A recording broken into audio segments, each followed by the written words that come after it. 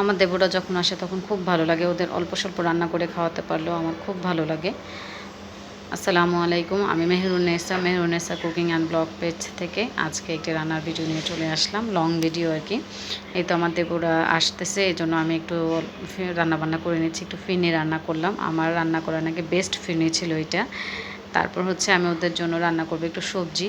আমি ওরা আসলে সবসময় চেষ্টা করি ওদের পছন্দ মতো খাবারগুলো রান্না করার জন্য, যেহেতু ওরা এগুলো পছন্দ করে, মানে এই সবজিটা পছন্দ করে, তারপর হচ্ছে আমার হাতের ফিরনিটা পছন্দ করে। আমি চেষ্টা করি যে এই কিছু জিনিস একটু রাখি। আবার যদি অন্য দেবর হতো, ওর জন্য আমি এই পোলাওর সাথে একটু ডাল ভর্তা করতাম। আমার হচ্ছে যে ছোট সিরিয়াল বাই আর কি, 3 নাম্বার দেবরটা আর কি, ওর খুব পছন্দ পোলাওর সাথে, পোলাও ভাত ওর সব কিছুর সাথে, মানে আমার হাতের ডাল ভর্তাটা ওর খুবই পছন্দ। ও আসলে হয়তো ডাল ভর্তাটা করতাম, মানে ও যার যার পছন্দ অনুযায়ী খাবারটা করতে ভালোই লাগে। যদি আমার সাধ্য মতো হয় বা আমি ওই মুহূর্তে করতে পারবো তাহলে আমি করি, ওরা খুব খুশি হয়।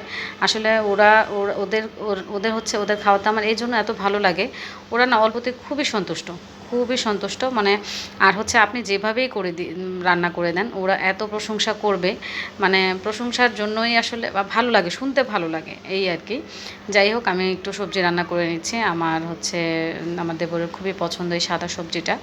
আমি চেষ্টা করি ও যখন ওরা আসে, মানে ভাত যখন রান্না করি তখন তো অন্য তরকারি রান্না করে, কিন্তু পোলাওটা রান্না করলে আমি সবজিটা রাখার চেষ্টা করি, যেহেতু ওরা খুবই পছন্দ করে। আর আমি হচ্ছে পাশের চুলায় কিন্তু গরুর মাংস বসিয়ে দিয়েছি। এই তো আমি একটু কর্নফ্লাওয়ার দিয়ে দিলাম, কর্নফ্লাওয়ার আর গুঁড়া দুধ একসাথে মিক্সড করে আমি দিয়ে দিলাম। আর পাশের চুলায় আমার মেয়ে ঘুম থেকে উঠেছে, ওর জন্য আমি একটু পরোটা সেঁকে নিচ্ছি। ওর পরোটাটা সেঁকা আমি একটু মাংসটা নামিয়ে নিলাম আর কি। আর এখানে কর্নফ্লাওয়ার দেওয়ার পর তো খুব একটা সময় রাখতে হয় না, খুব অল্প সময় রাখতে হয়। কর্নফ্লাওয়ার হচ্ছে ঘনত্বটা বেড়ে যায়, ওটা খেতে ভালো লাগে না। আর হচ্ছে গ্যাসের সমস্যা তো জানেনই কম বেশি, আমার যে চুলা জ্বালানো আছে তাও কিন্তু আমার দেখে বোঝা যাচ্ছে না, এত অল্প আছে আমি রান্না করছি। কিন্তু মাশাল্লাহ খেয়ে বলেছে সবাই খুব ভালো হয়েছে, সবজিটা ভালো হয়েছে, রোস্টটা ভালো হয়েছে।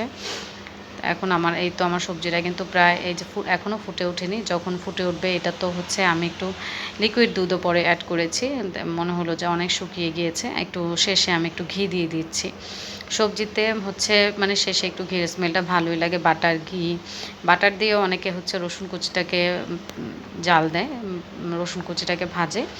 এখন হচ্ছে আমি রোস্টটা করে নিচ্ছি, রোস্টটা হচ্ছে মশলাটা আগে কষিয়ে নিলাম, আর মাংসটা আমি আগে একটু ভেজে নিয়েছি।